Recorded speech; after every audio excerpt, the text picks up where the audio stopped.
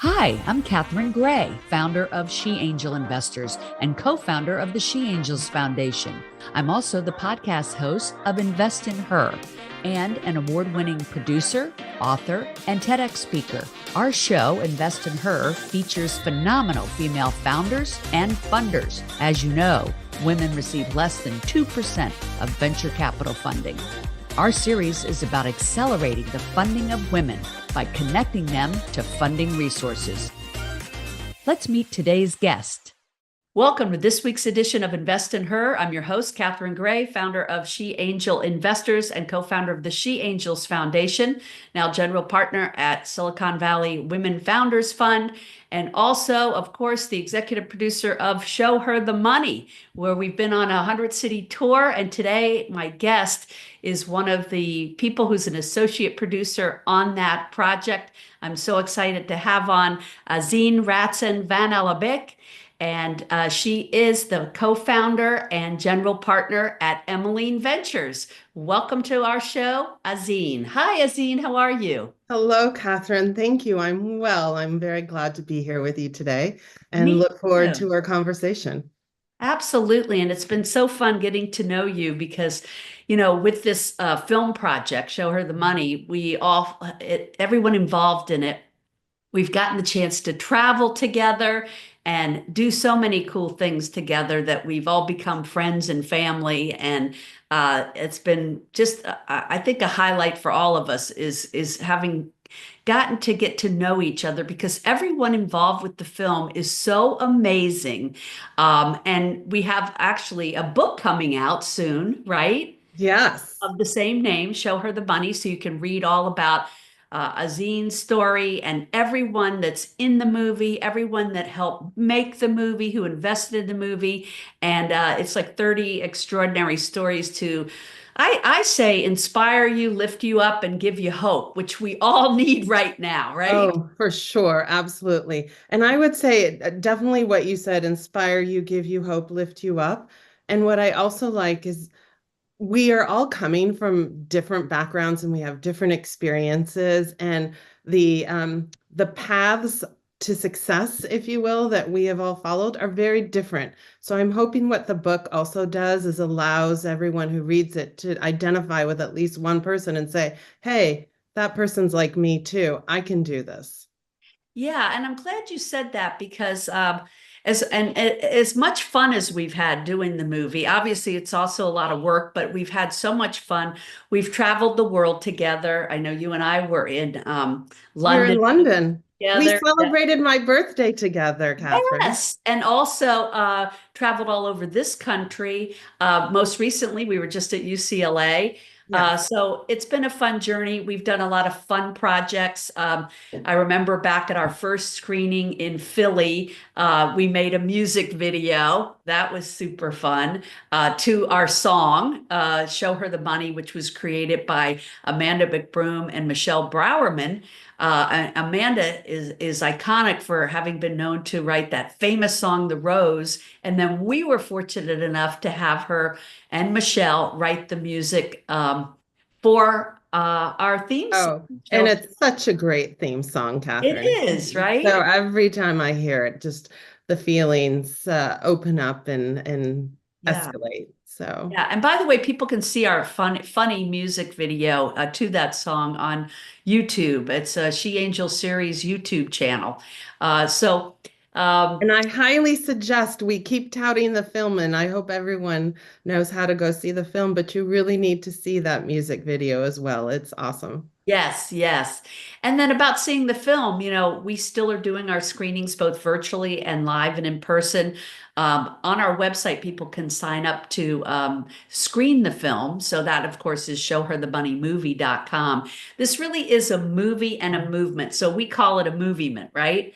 And Exactly. we're always wanting people to get on board and join our grassroots movement to help change the fact that women only get 2% of venture capital funding, and how can we change that?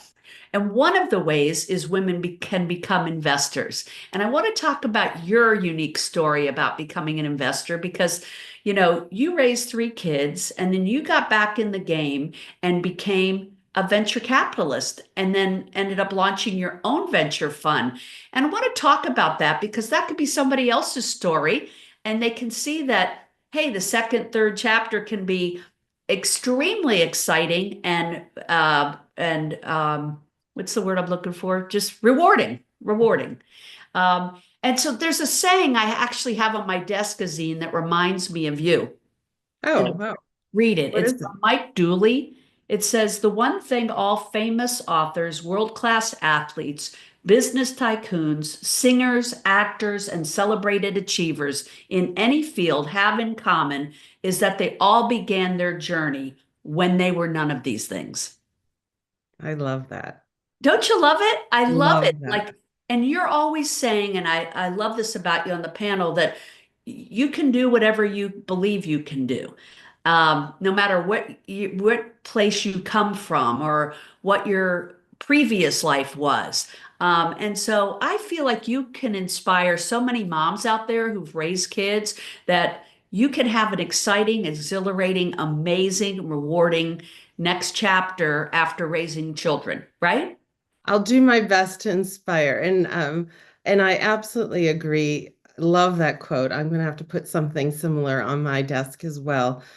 Um, and because too often we hear about the end story of success, but rarely do we hear the struggles and the path and the hard work and the luck that's almost always involved, right? There's always Yes. pivot points of like, is it going to happen or not? And you talk about that in the movie, just when founders are ready to give up and close down shop, something happens and helps them turn the corner and progress on paths. So, yeah, shall I move into my story a little bit? And only because Sure. I Yes, want I would to, love that. So, also, I love the story where you had met the young guy who was starting a venture fund, and you realized in that moment that anybody could be anything they want it to be. Can you share that story? Because I love that story. sure. Yeah, and I think this is the one you're referring to. So I was at Venture Cafe Phoenix. Venture Cafe is a global organization, actually, and they do weekly meetings to stimulate venture ecosystems. Phoenix has a really wonderful cohort of a group of people who come on a regular basis. I was at maybe my first or second one and was just starting to meet people and started chatting with this younger man in his 30s and, if you will, the usual suspect who might be in venture, like a white male, moderately good looking in his 30s and very pleasant and lovely. And he mentioned he had been doing diligence work for a number of the venture firms in town. And I thought, wow, okay, that's impressive because for in my brain, diligence work, like that is something that you get certified for. There is a system set up. And I thought, okay, what training did this man have? So I asked him, I said, so how did you learn how to do that? And it was such a wonderful moment, Catherine, as you pointed out, because it just was a for me. He looked at me and he responded. He said, what do you mean? He goes, I just figured I could. Yeah. And it was such a moment of understanding belief in oneself and Mhm. how important that is, and just using one's natural, like honestly, like almost everything in the world, if you break it down, not rocket science, obviously, but there is a common sense approach to life. And if you just break it down to the knit into its elements, you're like, I can figure this out. That's one. But two, more importantly, it was such a clear indication of the difference of how genders approach work. Yeah. And he didn't question his ability. He didn't think he needed more training. He didn't think he was less than, right? He probably didn't have situations where it reinforced any of those ideas. He just walked forward and thought, I can. And too often, women, and it could be a acculturation of how we're raised, how we're met in the world, so many different things, but we come forward with, I need to know more. I'm not enough. And I want all of us to remove that it's either fear, insecurity, and those weights, those limiting beliefs that we hold, because we can flourish and fly. It's really up to us to start in our own mindset of like, oh yeah, I got that. I can do that. I'm smart enough. I don't Yeah. need to, yeah. And then the other story we talk about, and everyone knows this one too, for um, job placements, right? There's 10 criteria listed. Here's what you need to do to have the job. Men might match one or two, and they're like, oh yeah, I'm putting my application in. Women, on average, we look at those 10 little bullet points and we're like, I only have 8, maybe 9. I'm not sure if I'm qualified. You're like, come on, you're more than, right? More than Right. qualified. Put it in. But I love that you had that epiphany, like almost like, oh my gosh, well, if he can do it, so could I. Right, right? So can I, so can we all. So can we all. And I love that. That's Yeah, where I feel like you're such an inspiration. And so thank you. you went on after jumping in and doing your own investing.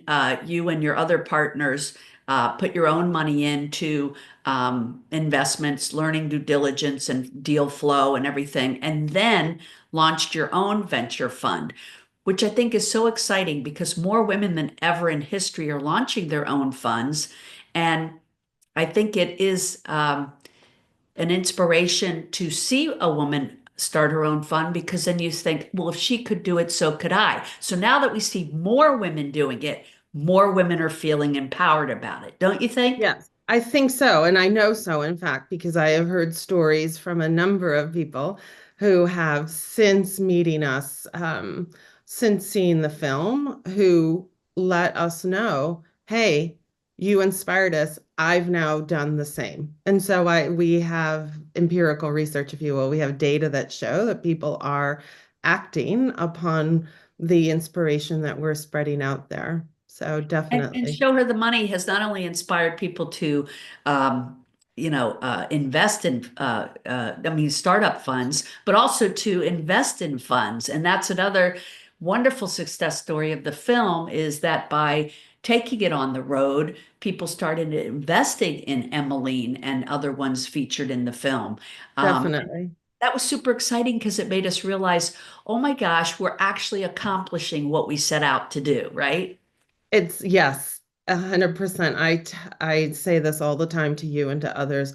Going to the film screenings and then being able to sit on panel and and uh, to share my story and to experiences, and then afterwards to have the people come up and you can feel their energy has shifted, that they've opened up in their hearts and their brains to think, hey, more is possible. And then I'll hear back from them in a day or two or through even like months later about changes they've taken in their life, be it on the investing side, but even little changes the next day they approach just their work differently. I did have one woman who wrote me the day after and said, well, I listened to you and I quit my job. And I thought, oh no, I don't think I told you to quit your job. But, it was more, I think, the idea that she was thinking about her value and what she wanted out of life. So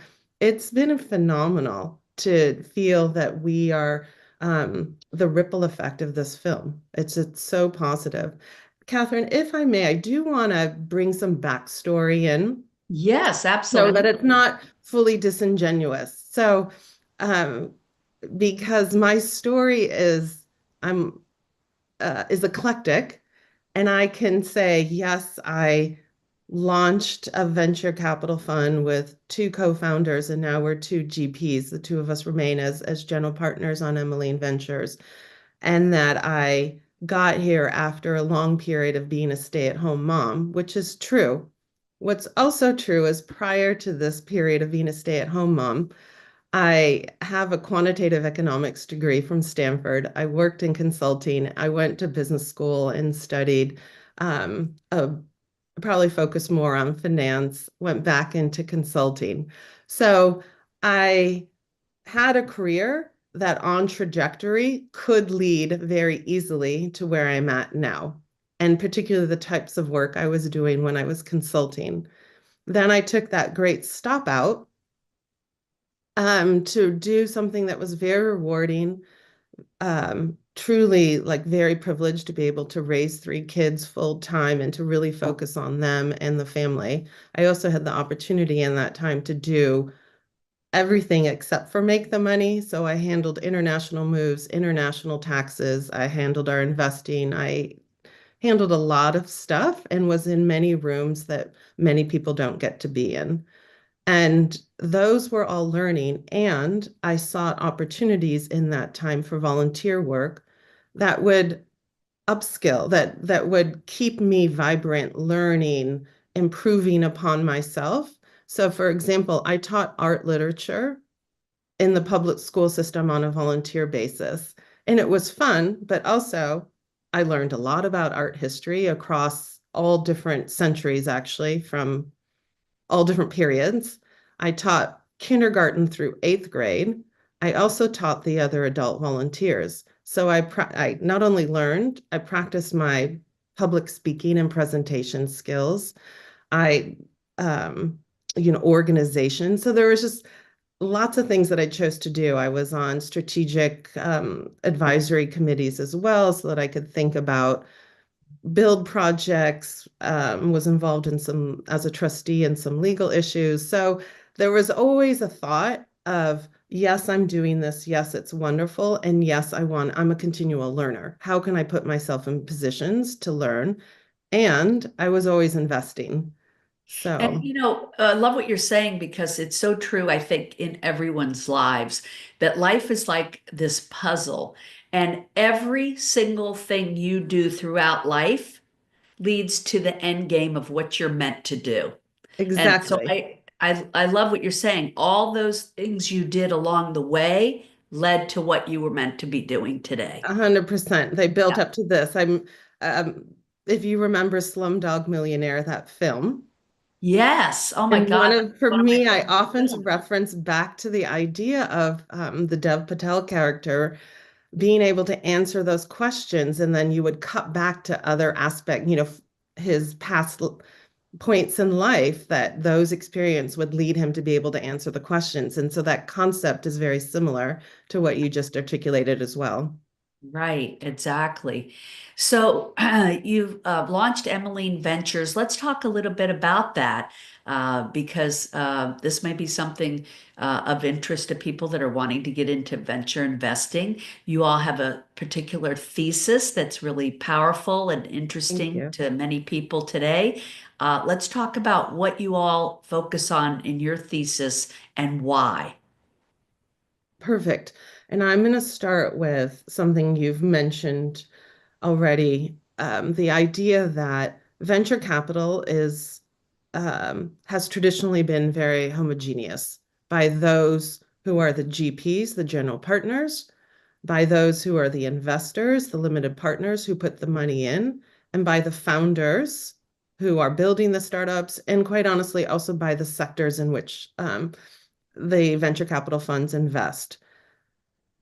You could say the sector issue is a function of there are certain types of business strategies that are more amenable to venture capital. I talk about it's the math. Like there are certain math requirements that are needed for the venture capitalist to feel like she can get the returns. So, but what happens is when you get any homogeneous group, you know about what you know. And so that's core to the idea that if you bring women GPs or people of color as GPs who are starting to enter into the system, we're going to be drawn to problems and solutions that we know well, that are important to us. And so if you know that venture is funding our future, if people with disparate views or diverse views or varying views aren't part of that future building, there's no way in the world that the future is going to be built for us. So we have to be in at the ground level floor building the future. So that's core to the idea of we have to get involved and Right. we And have people to need let to vote with their money, I say. So they're putting money into a venture fund. Yes, of course, to make money, and you stipulate that in the film. That's what it's about. But 100%. also to make impact on what are the future goods and services and how you want as an investor to have a say so in that. And that's very important and very impactful. And talk about, you know, how, a little bit about how to invest in venture Sure. and what it is you all are focused on that's so Yep. important to our future. Yes. And so for us as female GPs, general partners, our investment thesis is very much centered on the following. We look to invest in tech-enabled solutions. So that's an indication that it's proper for venture capital, tech-enabled solutions that support her overall health. So when we think about overall health, we're thinking of her physical health, her mental health, her financial health, and her environmental health. We are looking for those solutions that are going to keep her healthy and whole because we all know there's study after study after study done. The data is there to show if she thrives, her family thrives, her community thrives, all ships rise. And it's so elemental, and yet too often overlooked. And we talk about in the movie and on panels about if you take specifically physical and mental health, well, women's bodies haven't even been studied um, in the way that in medical research, except for the last 20 years or so. Like we've been excluded from medical research. And our bodies, women have been treated as little men. Well, it's not true. We react differently to drugs and to treatments and diseases. And that research is just starting to come out. And that's why what you all are doing is so critical, funding those initiatives. Exactly. Really trying to, uh, yeah, find solutions that will keep us aging well Yeah, and through which our obviously entire you are period. doing, my dear. Thank you. I'm using all my products of the companies we're invested in. I'm like, there we go. One always by my desk. What's the name of that one? This is Woman S. Women S. Yeah. Oh, I Age better look into gracefully, live that. Is longer, that Woman like a S. skin cream? Yeah, it's for all women because it doesn't have any hormones in it, which is really great, and price points are wonderful. I love that. I'm actually writing that down. Yeah, this is their all over body cream. Can you purchase that at the drugstore or where can you get it? You Online? can online D2C, you can go online to Woman S and order directly from their website and also Amazon, and they will be coming out soon in a very large national retailer Oh, who I, that's fantastic. You yeah, know, that's and that's when they end up being acquired and being a unicorn and the people in your fund make money and that's how it works. And one other thing I always love that you mention to people is how the average return on the public market is about 10%, but on venture capital it's about 20%. Why wouldn't people be putting a percentage of their portfolio into venture capital where they make an impact and have the opportunity to make quite a profit compared to the public market? And so I think I that's can answer that in a way that brings in a whole other concept. So yes, imperial the data show over the past few decades that the venture asset classes outperform public markets around 2x, right? It's a good deal more. Of course, there's higher risk. So, like in the public markets, and particularly these days, right, the idea of diversification is important. Um, the same holds true in venture. But why more people aren't invested in it, in my point of view, a few things. One is being able to invest in alternative asset classes like venture is limited to those who are accredited investors. So that's a SEC definition, and it is a gatekeeper to say who may and may not come into this asset class. and let me just interject right there that even though that is a criteria, there are so many women out there earning 200 plus that don't even know they're accredited investors and have not been Well, shown. definitely, and that's my next point. So there's that, and then two, it's really it's it's not often talked about. Well, one, women don't talk about money enough, and that's one of my um, key missions in the world is to get more people and particularly more women to talk about money and investing. But the venture is definitely something that you're invited into. And if your peers aren't doing it, who's going to invite you? So I had the good luck, good fortune of being invited into in 2008. I was asked by a friend, a white male from Stanford, who was involved with a pooled angel investing group of 50 people. And he asked me, he said, Azin, he goes, I think you'd enjoy this. Come learn about it with me. Because I'm like, I have no idea what you're talking about.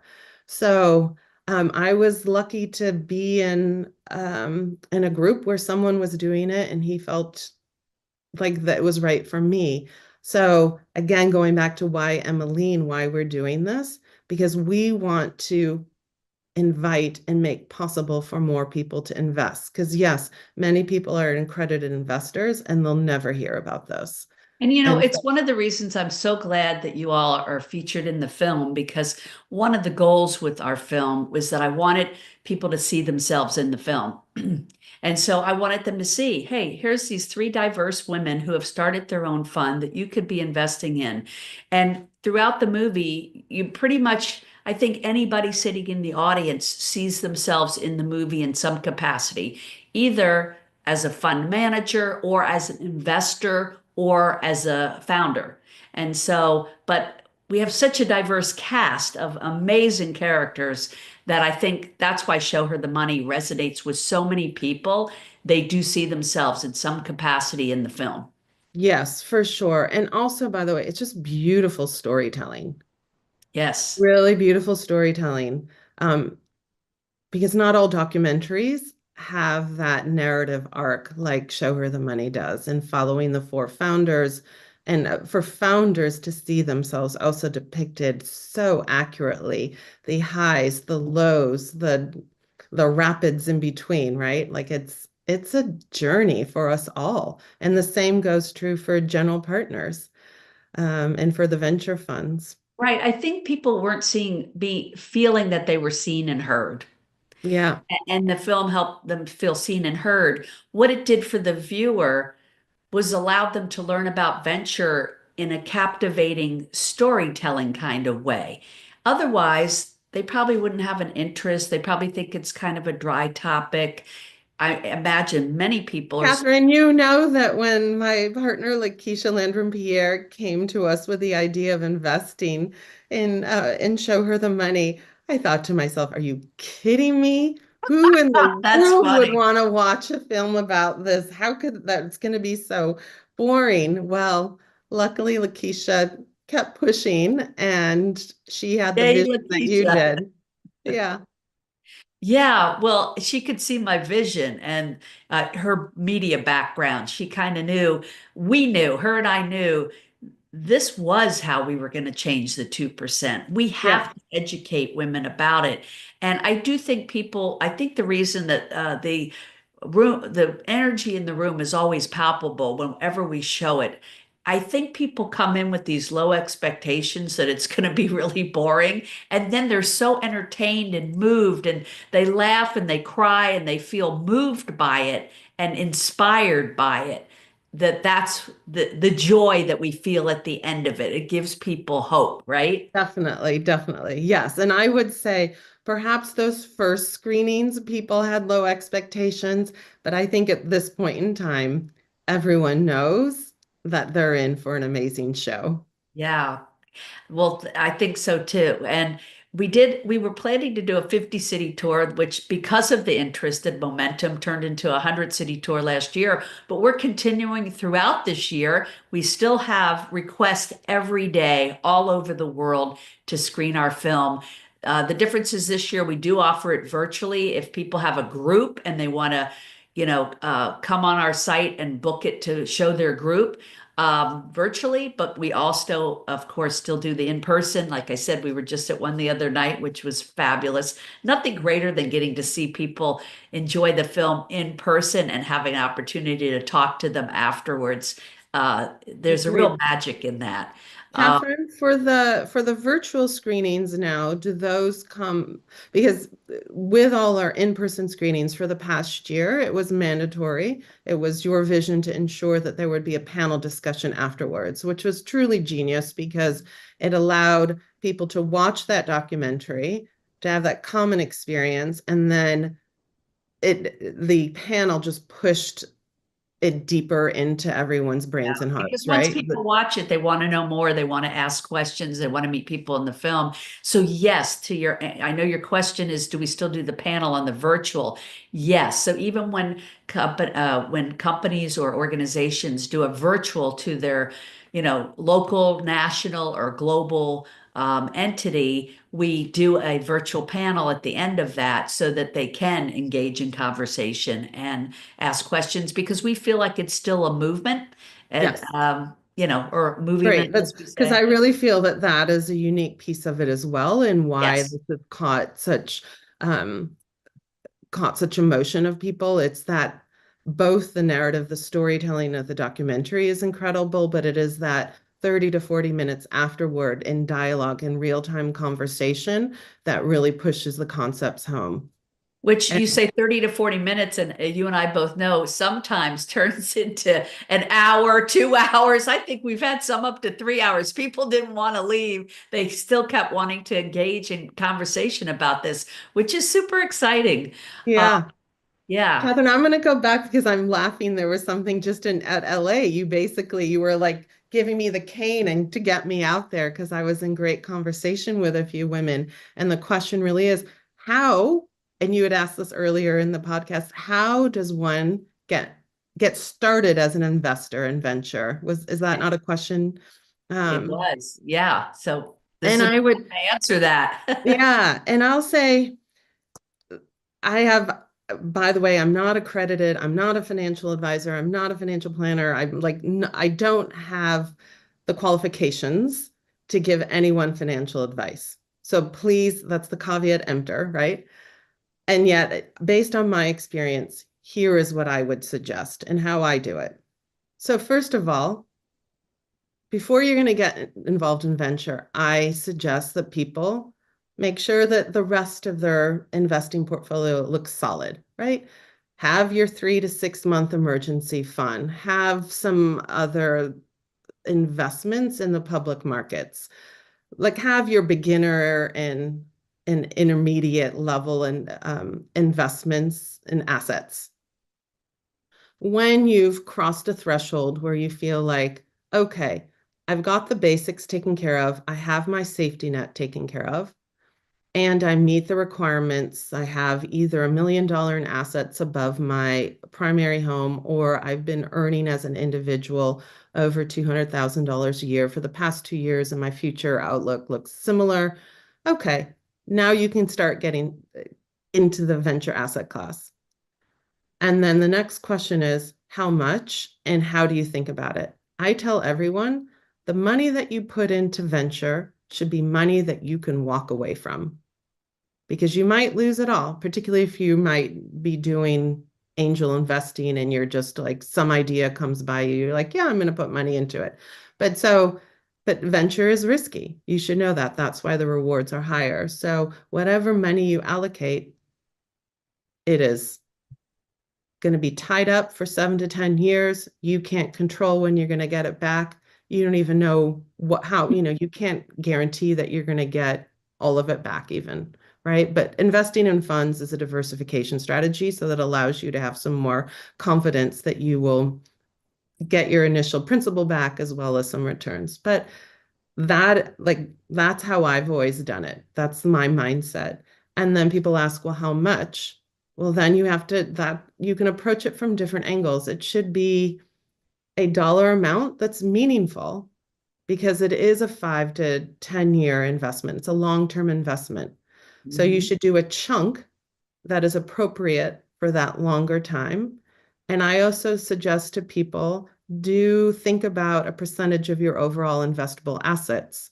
If you look in endowments, I don't know, it's something like 5 to 20% of the total investable assets are put into alternatives. Mhm. So think about something similar, maybe do 5% to start with. And And what I always love about venture is you automatically, when you put it into a fund, it's like a mutual fund, you automatically have 20 or 30 in your portfolio. In that respect, I feel like the it's risk diversification. averse than going directly into one company. Exactly. You really would, it's helpful to have that diversification, which is why we suggest the fund, as do you, as does, I believe, Dawn also in the film talks about investing in a fund to start off with.